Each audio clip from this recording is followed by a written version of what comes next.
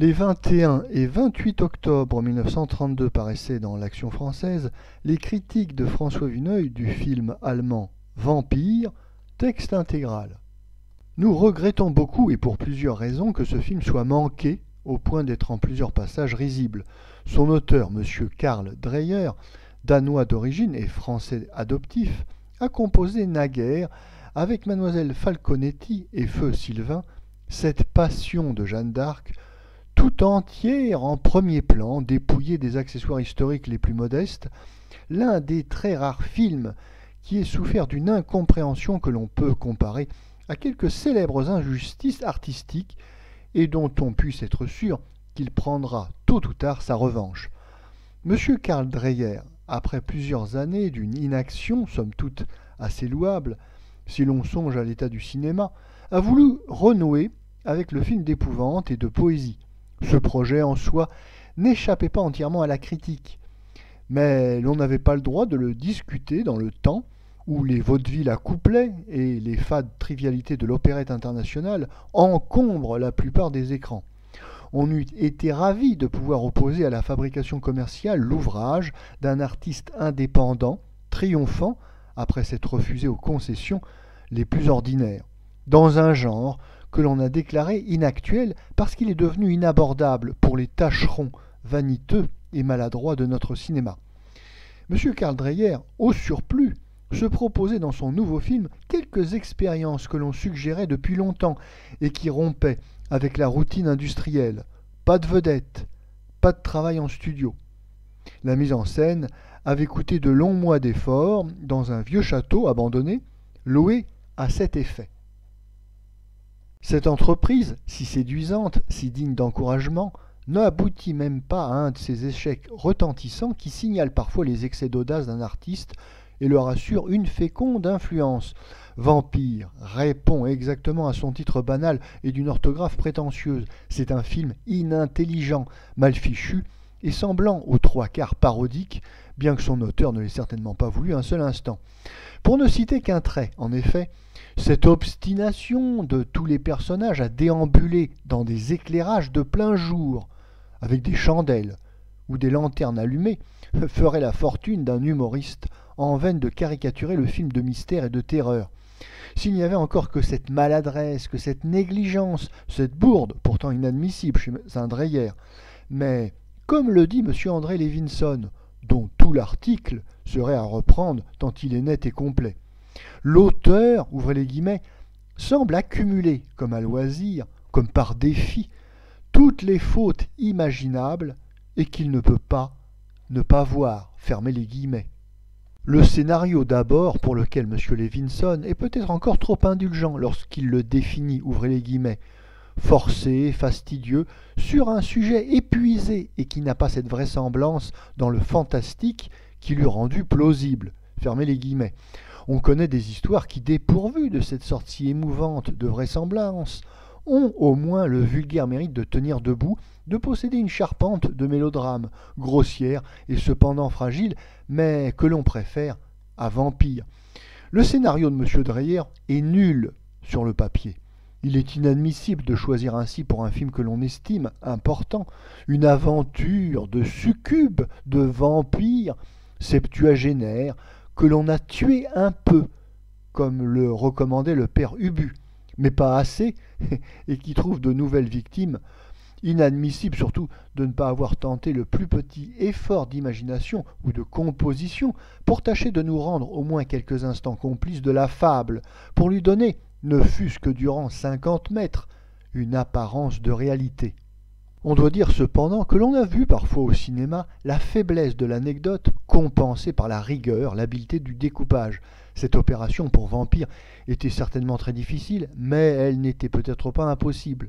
M. Dreyer, honteux de son scénario, a choisi la solution fatale et paresseuse après laquelle tous les efforts de détail sont vains.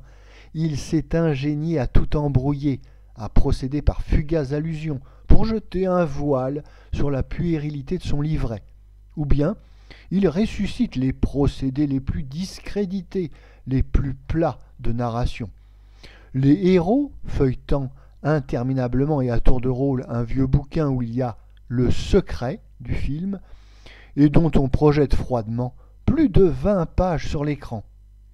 L'étranger, égaré que l'on promène durant 300 mètres et qui pousse 10 ou 30 portes, on ne sait plus, pour nous faire apprécier les diverses singularités du décor. C'est le mystère à bon marché qui tâche de se hausser çà et là à quelques réminiscences surréalistes, sans atteindre une seule fois à cette vigueur d'eau forte espagnole que l'on découvre parfois dans l'absurde chien andalou de Luis Buñuel. Vampire est le type de ces œuvres exaspérantes et d'une laborieuse obscurité dont l'auteur paraît dire sentencieusement « Je me comprends », alors que ses idées demeurent enchevêtrées et imprécises. Les images de vampires émergent et disparaissent au petit bonheur, sans que l'on puisse distinguer dans leur succession le plus simple schéma rythmique. Les acteurs improvisés se débattent comme ils peuvent dans un arsenal d'accessoires où l'on a confondu les greniers d'un antiquaire et les résidus d'un amphithéâtre. Fauteuils crevés, tapisseries moisies, panoplies rouillées, cercueils, squelettes vermoulus. Hormis le garde-chasse à la jambe de bois et le vieux médecin chevelu, ces personnages sont d'ailleurs bien falots.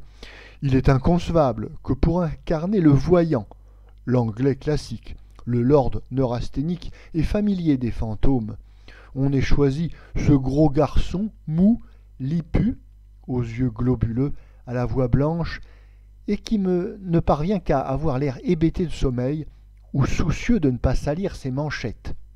Cette niaise physionomie, le tour prétentieux que l'insanité affecte souvent dans ce film, ramène les efforts de M. Dreyer aux manifestations d'une esthétique de quartier, des petits cercles papotants et ignares du carrefour Montparnasse, où l'on a justement hébergé cet ours. Ajoutons à tout cela que la photo est le plus souvent bourbeuse, cotonneuse. Pour cela encore, aucune des difficultés prévues n'a été résolue, ni même abordée. L'ensemble est si ennuyeux et inconsistant que l'on a grand-peine à retrouver dans sa mémoire les quelques détails heureux notés pendant la projection. Plusieurs expressions de la jeune fille agonisante rappellent l'usage que M. Dreyer sut faire des gros plans. L'épisode initial de la chambre d'auberge où le mystère s'ouvre devant le voyageur s'amorce assez bien, mais aussitôt, comme toutes les autres images, il est morcelé, englouti. Il resterait à se demander comment M. Dreyer, l'auteur de la Jeanne d'Arc, a pu à ce point se fourvoyer. Il faudrait pour cela connaître les circonstances exactes de la réalisation qui nous révéleraient peut-être des obstacles dont nous ne pouvons avoir idée, quelques contraintes secrètes et monstrueuses pesant sur l'artiste. Puis le cinéma a besoin de trop de machines pour ne pas échapper parfois au contrôle des hommes. Mais les servitudes et les hasards de la pellicule expliqueront les bévues de M. Dreyer. Elles ne les excuseront jamais. François Vineuil complétera sa critique du 21 octobre 1932 par un nouvel article publié le 28 octobre 1932. Des lecteurs nous ont fait observer après notre compte-rendu de Vampire qu'il était paradoxal de reprocher au Danois Karl Dreyer le choix d'un sujet essentiellement nordique et d'un esprit analogue aux plus belles œuvres de l'ancien cinéma scandinave. Ceci n'est pas très exact. Nous aurions aimé, et nous l'avons dit, féliciter Karl Dreyer de ses intentions infiniment respectables et courageuses. Nous avons déploré qu'un artiste qui a donné de magnifiques gages de son talent et de sa hardiesse se soit aventuré dans une entreprise aussi importante pour lui avec un scénario informe, insoutenable, qu'en recherchant des effets de brume et de mystère, il n'a obtenu que des photographies sales ou d'un éclairage absurde, sinon comique. Nous avons dit assez longuement, vendredi dernier, ce que nous pensions du scénario de M. Dreyer, pour ne pas y revenir cette fois. Techniquement, Vampire marque une régression indubitable, décourageante, sur les films vieux de 10 ans, réalisés avec des moyens de fortune, dont il s'inspire laborieusement. La charrette fantôme, le trésor d'Arnes, le Nosferatu de Feu Murnau. Cette conclusion est cruelle, mais nécessaire.